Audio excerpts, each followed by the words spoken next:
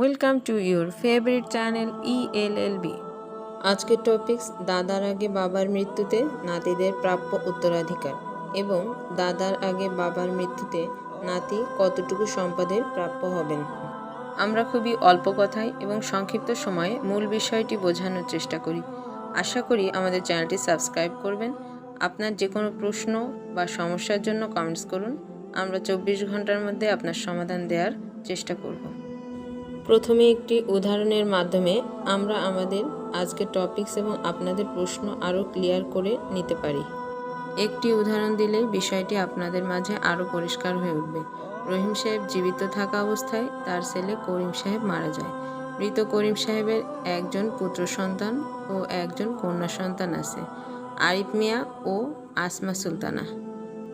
এখন দাদা রহিম সাহেব মারা গেলে তার সম্পত্তিতে তার নাতি আরিফ ও তার বোন কোনো অংশ পাবে কিনা তা নিয়ে নানা প্রশ্ন এবং বিতর্কের সৃষ্টি হয়েছে। আরিফ মিয়ার চাচারা তাকে ও তার বোনকে তার দাদার সম্পত্তিতে প্রাপ্য পিতার অংশ থেকে বঞ্চিত করতে চাচ্ছে। ইসলামী আইন বনাম মুসলিম পারিবারিক আইন 1961 বিষয়ে আলোচনা করলে দেখা যায় যে পাকিস্তানি শাসক আইয়ুব খান তার শাসনামলে মুসলিম পারিবারিক আইন 1961 প্রণয়ন করেছিলেন।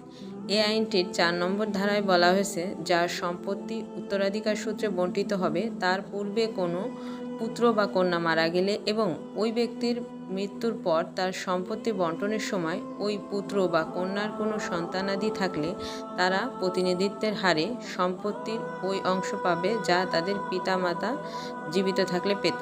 যদিও মুসলিম শরিয়া আইন অনুযায়ী দাদার আগে বাবা মারা গেলে সন্তানরা কোনো অংশ পাওয়ার অধিকারী হন না, কিন্তু মুসলিম পারিবারিক আইন অধ্যাদেশ 1961 সালের 4 ধারা অনুসারে দাদা জীবিত থাকা অবস্থায় বাবা মারা গেলেও মৃত ব্যক্তির সন্তানরা দাদার মৃত্যুর পর দাদার সম্পত্তিতে অংশীদার হবে। সন্তানদের বাবা জীবিত অবস্থায় যেটুকু সম্পত্তি পেতেন সমপরিমাণ সম্পত্তি সন্তানরা পাবেন।